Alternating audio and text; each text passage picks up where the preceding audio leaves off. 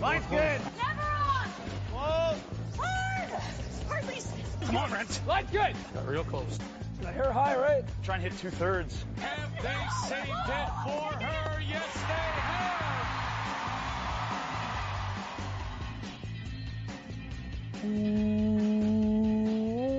Welcome to Game of Stones, everybody. I am Sean Graham. Scott, socially distancing. As always, hello, Scott. Sean, I have a question. Okay. Have you ever bit your tongue really, really hard? Yeah, it hurts. Oh, I did it like in my sleep last night, I think, and it woke me up. And I've had a tough time speaking all day. That's not good, buddy. And eating and drinking, and it's I have some stuff you can put on your tongue to numb it, but it seems to have just worn off in time for this podcast. Okay, so you might be slurring your words a bit. So if I sound lifty, that's why. And what's bad about it when you do bite your tongue like that, you end up biting it more often, too. Yeah, because it gets bigger. Yeah. And then it's sort of not in the right place, and you got to be careful. So, yeah, that's where I'm at today. How are you? I'm doing pretty good. Got out of the house yesterday, Scott. We were able to have a socially distant round of golf, which has started up here in Ontario. Beautiful day yesterday. Beautiful day today as well here in the nation's capital. So that was kind of fun to get outside for a little bit, play around of golf, just get out of the house. Yeah, being out of the house for however long, 4 hours, I think it was, by the end of it. The longest I'd been away from home in many weeks.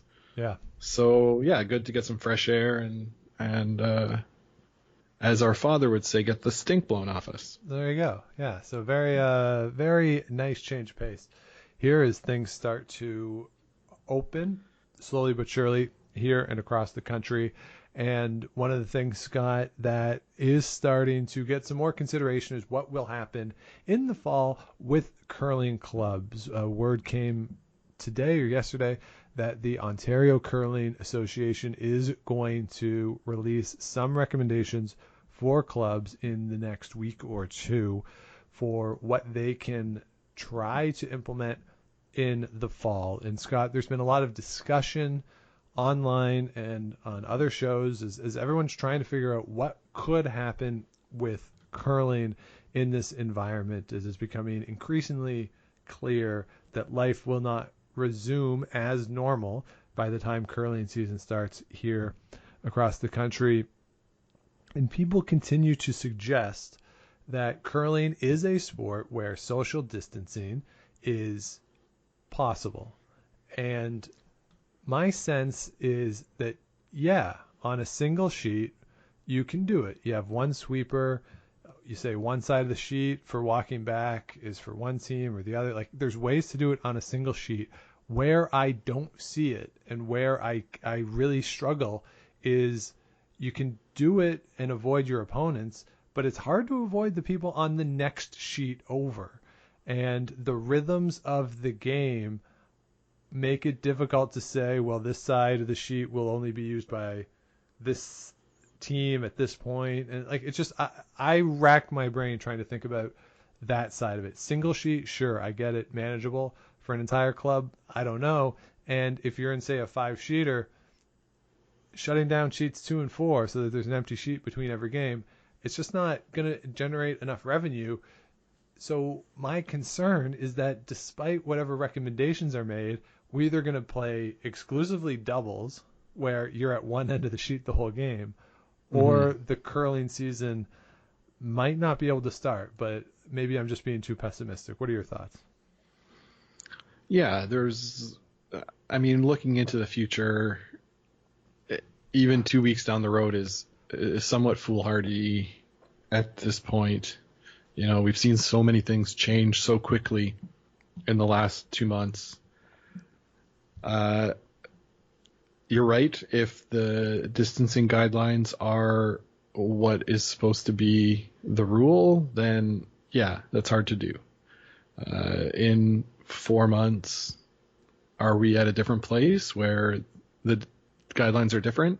Likely, but it's really hard to speculate on that kind of thing.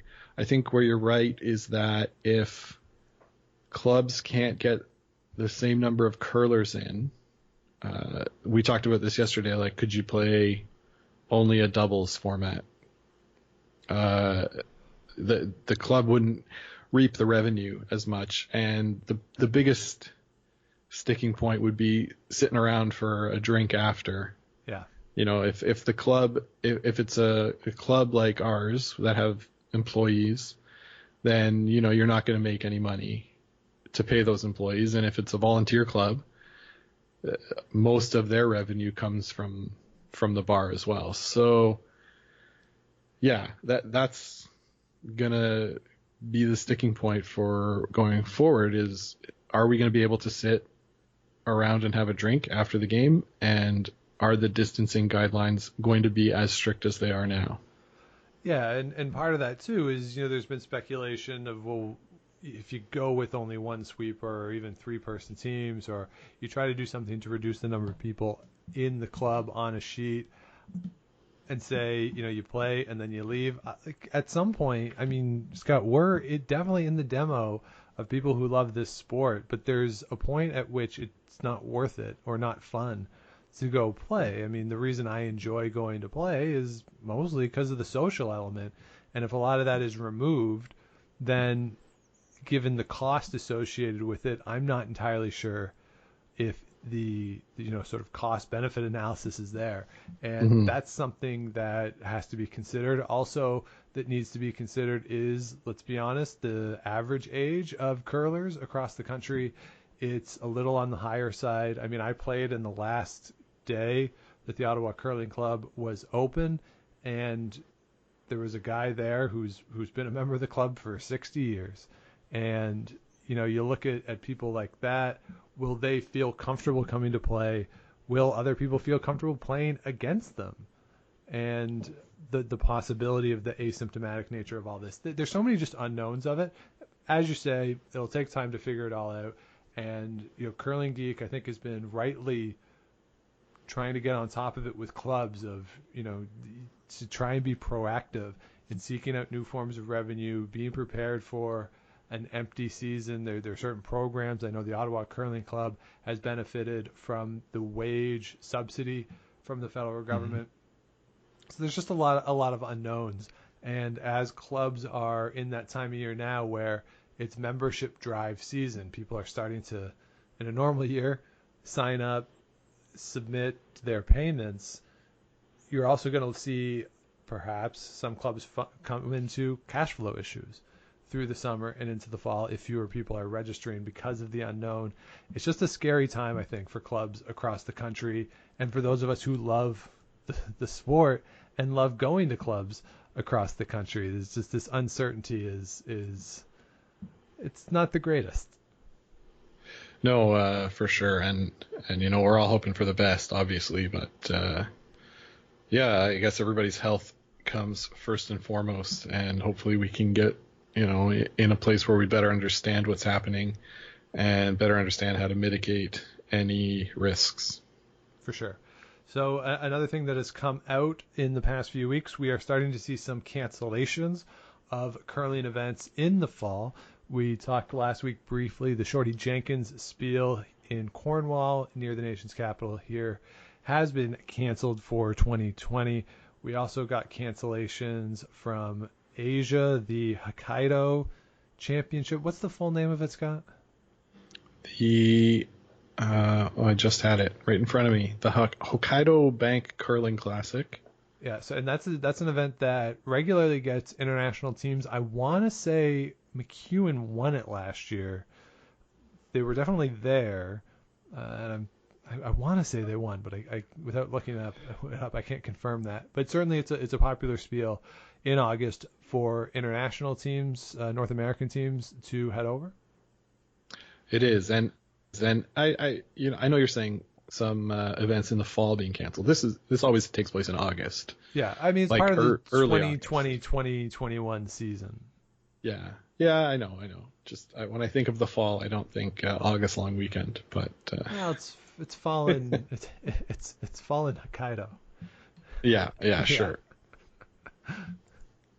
And the other event, what was the other event that was also canceled? There was another Japanese event. The Advix Cup, ADVICS. It could be an acronym for something, but also in Japan. I believe it's in Japan, yeah. Yeah, so we're starting to see some cancellations of tour events out there, and I would expect to see some more. Certainly, some of those August spiels. I believe another one's got. I believe the Canadiens, the event that I can never say right. I want to say that one has also been canceled or postponed. So we're starting to see it across the tour, where events are going to be fewer and farther between this season, if any happen at all. Of course, another concern from that, but certainly with the bigger spiels, the Grand Slams, title sponsorships, these are multi-year contracts, so there's not a lot of concern in the short term. But the smaller cash spiels, certainly local spiels, sponsorships may start to be an issue in this economic climate. So that's another thing to keep in mind as we're talking about spiels and cash spiels, as to is there going to be funding available, especially for those ones that don't have multi-year agreements. So that's just another part of this whole story as we start to look at what could happen with the schedule as we come into the fall. Yeah, there's I'm looking on the new World Curling Tour website, which we'll get to in a sec, and the first event I'm seeing is the Baden Masters. Still on track, but so not yet canceled. The Shorty Jenkins, as you mentioned, canceled, and nothing else on here is canceled right now. So yeah, so let's get into that World Curling website. This is sort of that's the downer part of the podcast. We did say when we started doing these back in our summer schedule, now we try to keep it positive, keep it uplifting, but we did have some news that we just wanted to address for the moment. So we want to be conscious of what is actually going on. But let's talk more about some, I don't know if these are positive things or not, Scott, but the World Curling Tour today came out with an announcement. They are changing the way that they do their points, and I don't know about you, but this is a welcome addition to me, and I think the way that the World Curling Tour has framed this in their release as trying to make it clear, trying to make it have more sense, have it more online with the way the tennis tours work, certainly makes more sense to me. Having multiplier, strength of field, all that garbage is gone, and now we have just a value for the event, and you're going to get points based on that. I like this, Scott. So this has become a lot more like the tennis, the way the ATP does it. They have they're sort of series events. You know what I mean? They've got like the Master Series and then the ATP 1000, Challenger 500 Series, yeah. Whatever they are. So it seems like they've broken it down into Champion Series and then 1,000, 750, 500, 400, 300, 200, 100. Yeah. So that's 8 different series of events with differing points for each of those events, and winners, finalists, semis, and quarterfinalists each get a different allocation of points based on which series it's in. Obviously, the higher the series, the more points you'll get. I'll admit it's somewhat welcome for me in trying to model this stuff that I've been trying to do the last few weeks. Like this makes it way more simple. Yeah.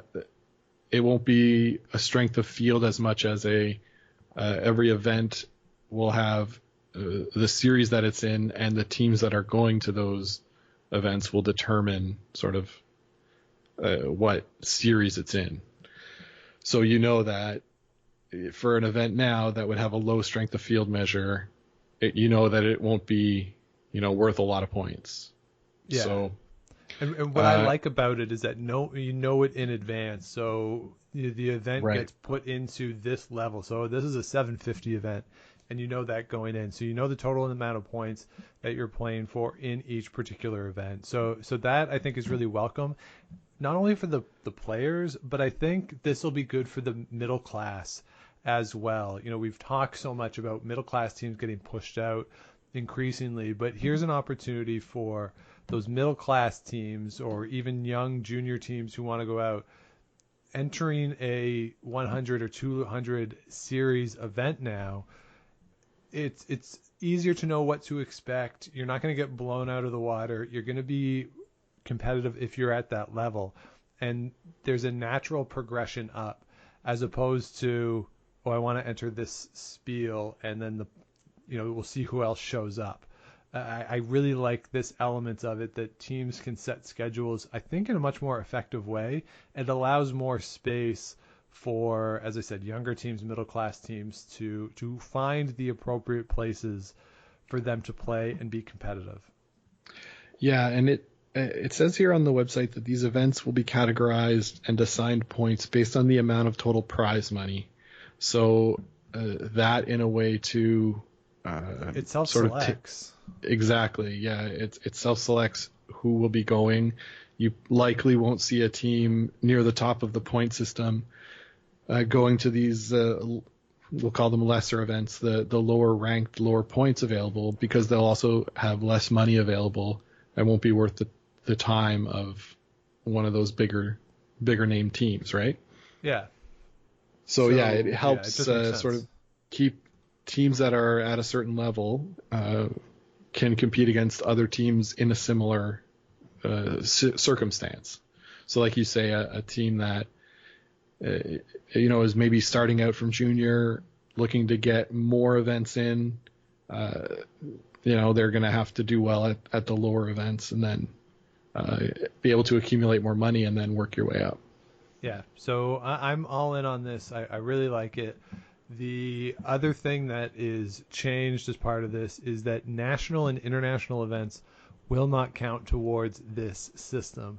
So winning a Brier, Scotties, European Championship, World Championship, Pacific Asia Championship is not going to account for WCT ranking points. I kind of like that as well. For a variety of reasons, and each country has their own ranking system that those things can be allocated for. So I'm comfortable with that addition as well. So we'll have the WCT rankings and then we'll have national rankings. And Scott, that just makes sense to me as well. Yeah, that was another one of the more difficult things I encountered in trying to evaluate teams, is that in Canada, all these Canadian teams have a lot more opportunity to earn points playing in provincials or their national playdowns, right?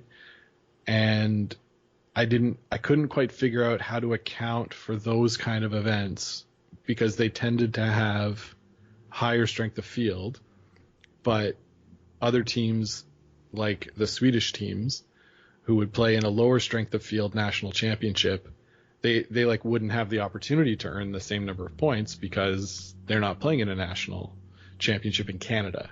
Yeah.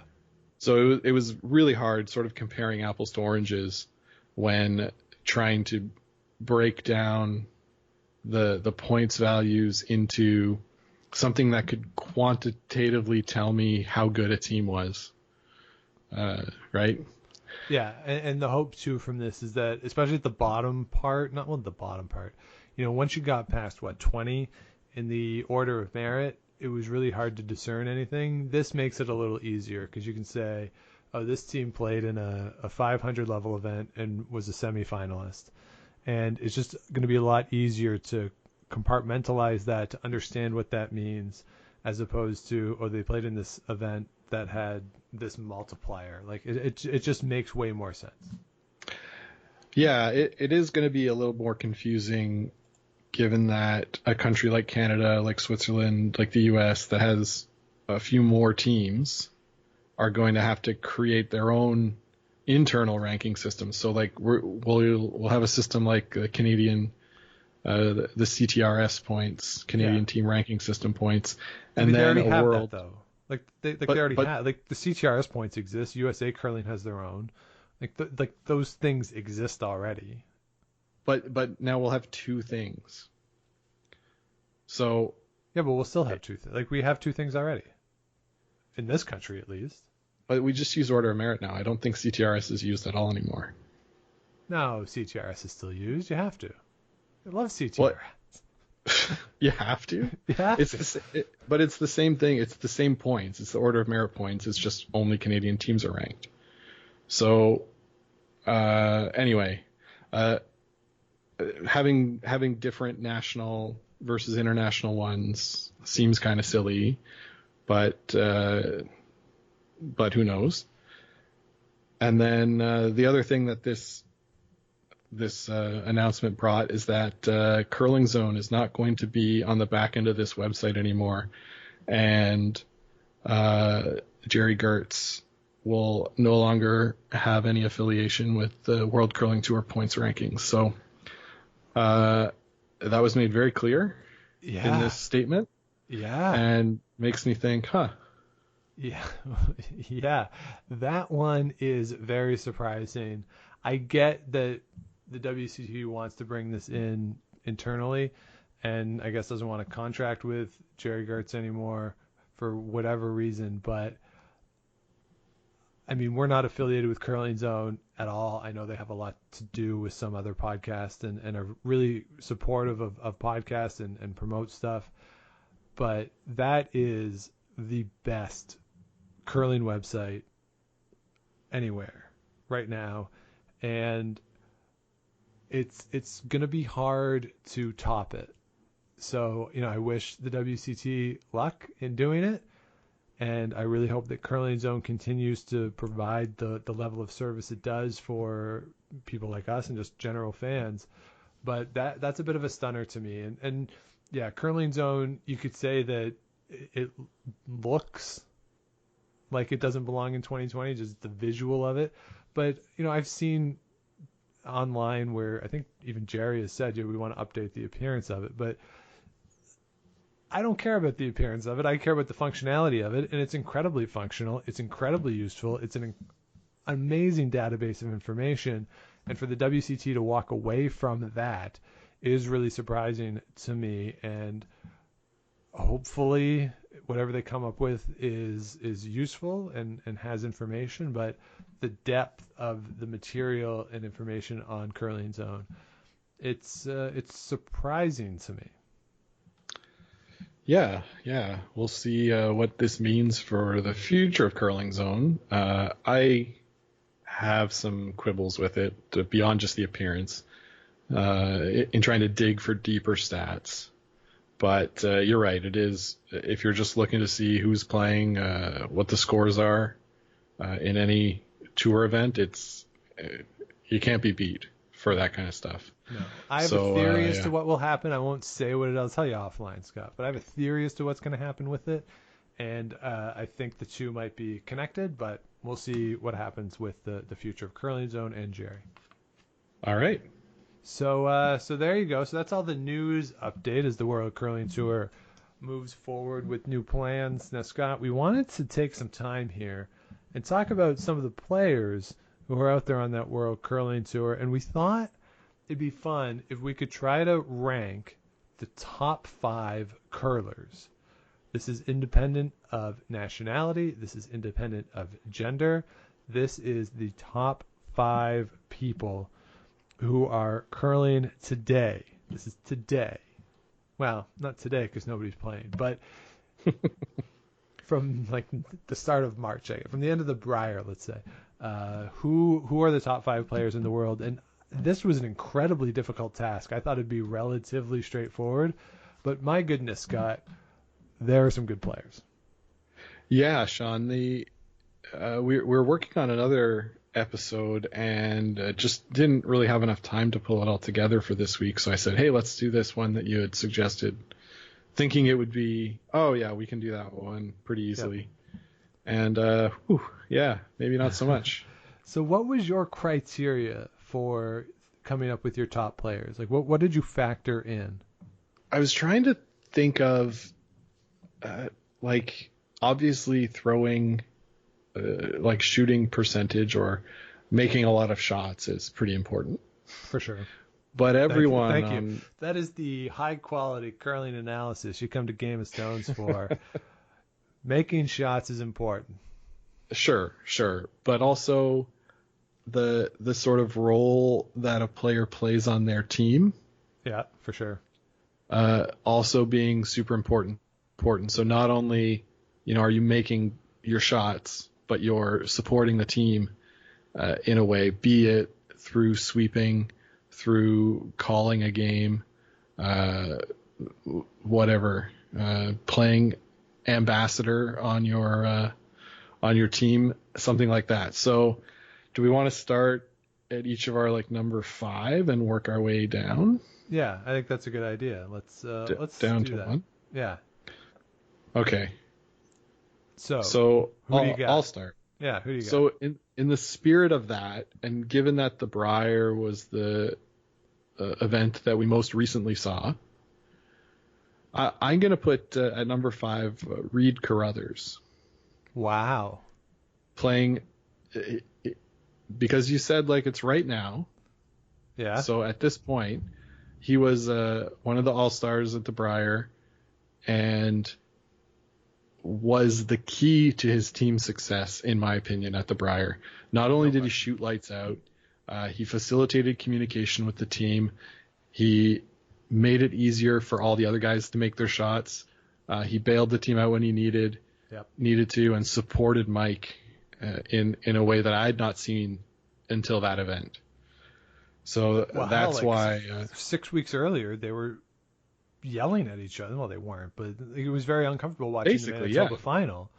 Yeah. And if that team from the Manitoba final shows up in Kingston, they probably don't make the playoffs, and maybe they go 5-6 or something. But the team that was there, and we said at the time, so we won't sort of hit it too hard, the Friday night during the wild card game, when he says to Simogalski and Hodgson, all right, let's hear what Mike has to say. It's Mike's decision. This is what he wants to throw. We're going with this.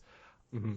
I've never been so impressed with Reed Carruthers as I was in that moment. I remember when he was playing with Jeff Stoughton, and Jeff almost yelled at him one time. He's like, okay, I get it. Let me throw. And to see him do that, and he kept it up all week. You're right. That was an incredible performance by Reed Carruthers in Kingston. He is probably the player I was the most impressed with there. But I wonder if part of that was because of what we had seen before back in January, and my expectations weren't as high. But I think it's fair to say that, yeah, really good performance. Is he a top 5 player in the world because of that? I'm not so sure, but you're right. He had a great week. Yeah, and he does have a track record of being a great player. Yeah. And I am being a little more, what do you say? Biased towards the present. What's that? Oh, recency bias. Yeah. But I wanted to get this started with a bit of a controversy. So there you go. Yeah. Very hot take-ish of you. Well done, sir. Don't at me. So you have Reed Carruthers as your number 5. Scott, I went in a different direction in a little bit, but I did go with another third. And for this one, I went with somebody who I thought very versatile, can throw the high hard one, can throw a good draw, a really good sweeper, even if sometimes when you look at this player, you wonder how they're able to get enough pressure on the broom, because they're not the most physically imposing. They're not a particularly big individual, but they add some weight with their 2 gold medals. I'm going with Caitlin Laws. Caitlin Laws. Very good pick. Thirds, I think, are going to dominate this list, not to give too much away. But thirds are super, super important on their team. Caitlin is either going to take over for Jennifer or form her own team after this quad is done. I don't think there's any... there's no question about that, exactly. Yeah. And with them bringing on Lisa Weigel to form this 5-man team, I think it really sets the stage for Jennifer to step back once the Olympics are over. Yeah, and I do think it helps just the overall too, not to sort of forecast too much, but Jocelyn Peterman is the third. I think will fit a little bit better in that lineup, assuming that's the direction they go. But yeah, I think Caitlin Law is just really, even from her junior career, really good attitude. When she was with Morris, that was much must-watch TV, not only because it was the Olympics, but just the banter on the mic going back and forth. You know, John Morris, obviously really good, great player, smart with angles, but Caitlin Laws was right there with him. You know, really engaged in it, understands the angles really well, and she can make anything. You know, I've stood next to her, Scott, and I'm not a big guy, but I felt like I was twice her size, and yet she generates 20 times the power, both in sweeping and throwing, that I ever could. And I'm not entirely sure how she does it, but she is a really strong individual, and just I've always been impressed whenever I've had the chance to see her play in person. Oh, right? It's different seeing her. Some players in person on TV doesn't really make much of a difference, but with her, she's one of those players that it feels different when you see her in person. It feels like she's more in command of what's going on in the ice whenever you see them play live. Yeah, you're 100% right. Don't sell yourself that short, Sean. You're not a small guy, but you're right. I think we were going up to the lounge in Vegas, and I was behind her on the escalator, and her standing like a step up, she was still shorter than me. Right. So very, very small, and but if you said anything to her, she'd pick you up over her head and throw you down the escalator. Yeah, very strong, a very skilled player. Absolutely, no qualms with that at all. All right, so that's my number 5. Who do you got at number 4, Scott? I'm a bit struggling to pick someone here, but I'm gonna go. I think I'm gonna go with Alina Pats. Okay. From the Silvana Tirinzoni's team. Basically, she is as unassuming a world champion curler, I think, as there is. I don't know if I've heard her say that much ever. No. Super quiet. She's a stone cold assassin, man. She sure is. She's stone cold assassin. When she's on, her draw weight is as deadly as anyone in the game. And having, Silvana sort of shed the burden of responsibility of throwing those last rocks to this player in Pats who's, like you say, a stone cold assassin who's so good. It really makes that team click. She can have her down games for sure, but if I'm thinking about who I want to throw last rocks for me, she's in the top 4, I think, in the world, right?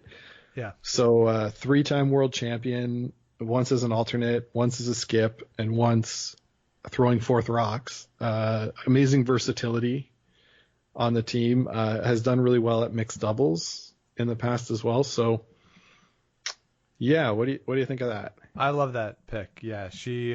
So I'll say she didn't make my top 5, but she's on my top 5 women, right? As I said, I did men, women. Like she's great. She really is, and like you say, in control. Great balance between her and Tirinzoni. Tirinzoni, we've seen her that she can get upset. Alina Pats very calm, and yeah, it's almost like she doesn't say a lot, but there's almost this hint of cockiness when she's going really good, of just like, I got it. Like, don't even worry about it, Silvana. Like, what are you? Yeah, not a lot of. Yeah, like, why are you mad that you missed? I'm gonna make the shot. Like, shut up. I'm thinking back to the 20, I think it was 2018 Euros, right, where there was the pick, or was it the World Championship? This is the 2019 Worlds. Yeah, it's right. She picks on her first one, and she's like, yeah, whatever. Yeah, and then Hasselborg was like a little bit heavy. Yeah. And then she just made the next one. Like, she's very unflappable, I would say. Yeah, great pick. Yeah, I have no qualms with Alina Pats. There at number 4. I'm going to go with somebody for my number 4, Scott. Also, usually very unflappable, and somebody who you hear a little bit more from, but not too much from. I'm going to go with Kevin Cooey at number 4.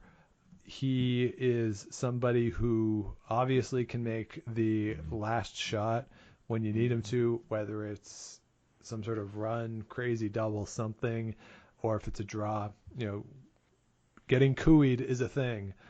So I think that's worth something in the rankings. Obviously, as a skip, you lose something in the sweeping department, but in terms of pure shot making and understanding angles, other than Morris, he probably is the best angle person in the world right now. Really understands where the rock's going to go. I remember during the Olympics there in 2018, he was using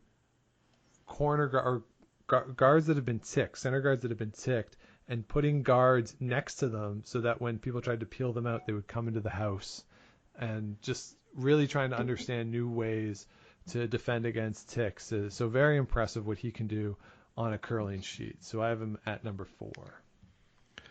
Yeah, no qualms with Koo, that's for sure. I didn't put him on my list because, like you say, I was focusing a little more on all-around abilities. I do have some skips on here, but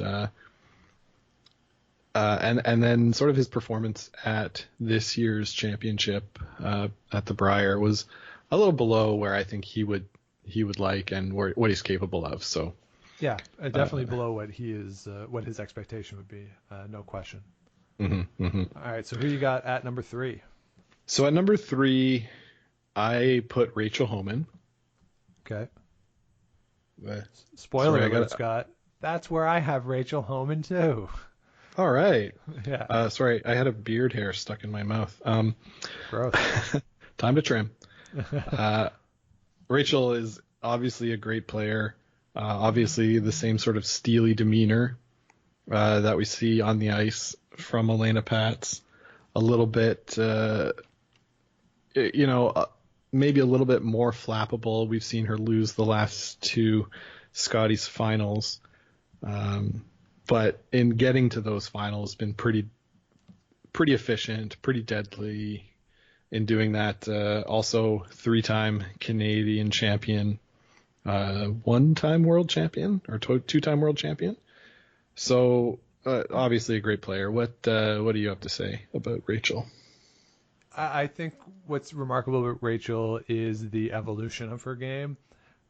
Sort of similar to the Kevin Martin, a little bit Cooey too. You start out, you're able to throw the hard ones. It's just learning more the soft game, the touch game. She's great with angles as well. And being able to come up with that pressure clutch shot, that 2017 Scotties final down there in St. Catharines, just key shots there to win. The way she ran through the field really at the trials back in 2017 here in Ottawa, incredibly impressive. That final against Chelsea Carey, there was never really any doubt. Yeah, they had a tough time at the Olympics, but that happens. But they've been great since. Getting to consecutive Scotties finals is very impressive to me. Yes, you lose them, but hey, you got to get there. There's 14 other teams who didn't get there. So, you're doing really well if you can get to them. And she's just one of these players, and I know it's a whole team thing, but she's a player that there's not many. If she's going, I don't know if you can beat them when she is playing really well. And that is a status that is limited to a very few number of players. Yeah, for sure. Here, I'll throw you some numbers, Sean. Career at the Scotties, 75 wins, 20 losses. The World Championships, 34 wins, 6 losses. At Olympic trials. I'm surprised she's actually lost 6 games at a World Championship. Yeah, because they had the one she that went undefeated in Beijing. Yeah, and the one in Latvia, they struggled a bit. But, they're just a really great and amazing player. So, there you go. Yeah, what were you going to say about trials? At Olympic curling trials, 13-5. And now they made the trials in 14 or 13. In 13, yeah, and they were sort of just breaking on the scene then. Yeah. So not that great, and we won't mention the Olympic Games totals. So there you go. Yeah, so we both have Rachel Homan there in the 3 slot. Scott, who do you have at number 2? Number 2, I decided to pick Brad Gushue. Okay. A curler who has been on the radar in Canada and around the world for a long time. Yep. That Olympics in 2006 was definitely a surprise that his team won it, but they had Russ Howard with them. Yeah, it was such a surprise that they changed the rules of how we determined the Canadian Olympic team. Yeah, exactly. And so the fact that he got to that pinnacle so early in his career, yeah, has been dominant out of a weak province in Newfoundland, Labrador, been able to overcome sort of the geographic restraints of playing in Newfoundland, break through with that Canadian Championship in 2017, 2016. Well, I'm messing up my years now. Time has lost all meaning. All right, so we had 2020. So it was 2017, 2018, and 2020. Yes. 3 and 4 years. Yep. With the kind of field that they have at the Canadian Championships right now is very, very incredible. He is not only the skip of the team, but he takes on the majority of the media burden. Everyone always wants to talk to Brad. The ladies love Brad. Everybody wants to get a picture, a smile. He's very good with the fans. On top of that, being able to make, like, some of the shots that they were making at the Brier, they were just so ridiculously good. Like, little corner freezes exactly in the right spot.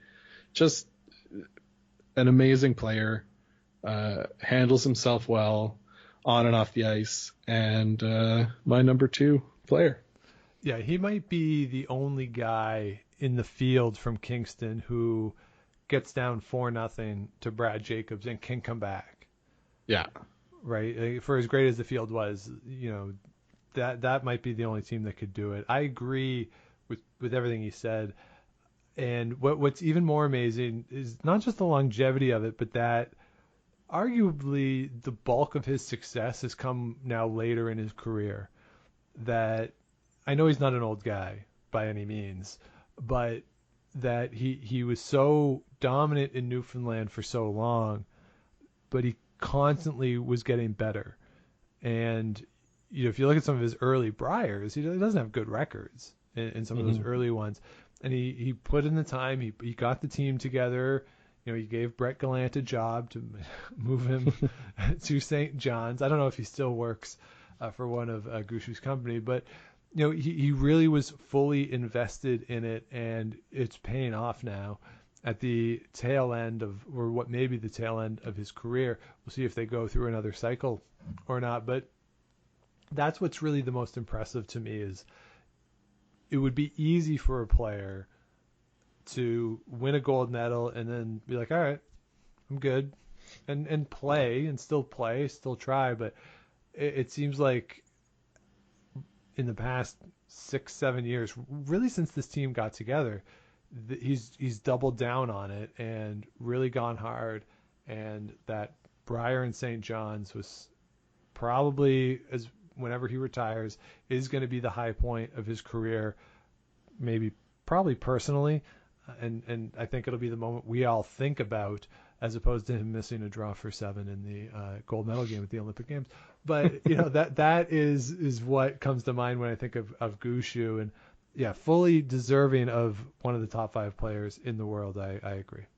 Just imagine that your top experience as someone in your career is not winning the Olympic gold medal. Yeah, it'd be an interesting question to ask him when his career ends and he has time to really reflect on everything. Yeah, you're right, because I know that he for a long time felt like, okay, I won an Olympic gold, but I've never won a Brier. Yeah. And that really, really drove him in those interim years there. So yeah, well, he famously had the list, right, that he made when he was a teenager of all the things he wanted to accomplish in curling, and I think the only thing that he had not completed by the time he was 25 years old was a Brier. Yeah, pretty incredible. Yeah, so even though Scott, I said, fully deserving of a position in the top 5, I didn't put him in mine because I've seen him try to sweep. Yeah, okay, fair.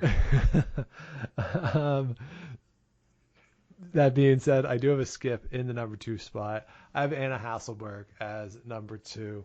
She is just a player who, this will basically sum up my feelings about Anna Hasselborg. Last year in the fall of 2018, when they won the first couple Grand Slams, they could not play in the third one because I believe a Swedish event was going on. Maybe it was Europeans even. I can't remember. But they couldn't go, and they tweeted out a message of good luck to everybody. We're sorry we can't be there. We would love to be there. And my initial thought was that's the nicest way to say you're all lucky we're not there. And that's sort of how I feel that when they are on this run. And it's almost similar at this point with Anna Hasselborg, that she's not quite at the Gushu stage because it hasn't been as long, but all she needs to do is win the world championship at this point. And she will. I'm convinced of it at some point. But whenever she steps on the ice, I think against anybody in the world right now, she's the favorite. Yeah, we've talked about it as long as we've had this podcast. Is it Homan or is it Hasselborg? Who is it this week? Who you got, right? For the best team in the world. And Anna Hasselborg's a great player. This is going to lead nicely into my number 1, Sean. Anna Hasselborg? Because I have Sarah McManus as my number 1 player in the world. Okay. I think Sarah McManus is the perfect third. One of the things when I watch Team Hasselborg play is it seems like they're all having fun. Yeah. Even if it's stressful, even if they miss shots, maybe it's just the way Swedish is to sound sort of upbeat. Well, certainly the Swedish chef is always having a good time. Yeah, exactly. Well, in the way that German always sounds harsh to me, maybe right. Swedish just sounds kind of happy. But Sarah is one of the best shot makers in the world. Can step into any situation. I would put her shot for shot against anybody in the world, and is the important glue on that team, in my opinion, between the front end and Anna, sort of on the back. All around amazing player, and my number 1 player in the world. Yeah, and she's got a sleeve, right? No, you're thinking of Agnes. I'm thinking of Agnes. You're right. Oh, yes, not even Agnes. No, it's the lead. It's the lead. That's how little you think about front end players. Is the lead. No, of course not. Of course not. Sophia Mabergs. Yes, of course. I think that's a fair choice. That Sarah McManus is great for sure. No complaints about that, and very well-rounded player as well, which is why, Scott, I also have gone with the third for my number 1 player in the world. But I'm going back to the men's side of the game. I think the best player in the world right now is Mark Kennedy. Okay. And I honestly don't think it's close either, with all due respect to the other players. The difference that he made on Jacob's team is remarkable. The difference he made when he moved from second to third with Cooey is remarkable. Just how calm he is on the ice. He's still one of the best sweepers out there, a great line caller. And when the National Research Council was looking into rocks and sweeping and the effects things have, Mark Kennedy was more consistent than the frickin' robot in terms of throwing. That's how good he is at delivering a curling rock. It's just, it's amazing what he can do out there. And I really think that pound for pound, across positions, if I have one person who I need to make a shot, I'm putting my money on Mark Kennedy, I think, above anybody else in the world, and that ultimately is how I came to that decision to rank him number one. Yeah, you really can't go wrong with Mark Kennedy at all. And Sean, I think what this exercise has shown me and has shown all of the listeners out there is that you really can't go wrong picking any of these players. Like you can pick, we picked 5 totally different players for best in the world, and I think anybody out there can pick a random list of 5 players and be able to justify it somehow. Neither of us had any PACC players on here. No. It's more a product of, having lost this World season to really get a little more familiar with what's going on. The recency bias is that we've seen more Canadian and European stuff lately. And when the PACCs are going on too, just time difference, it's hard to watch. So we just don't see those teams as much either. Right, just right. In general.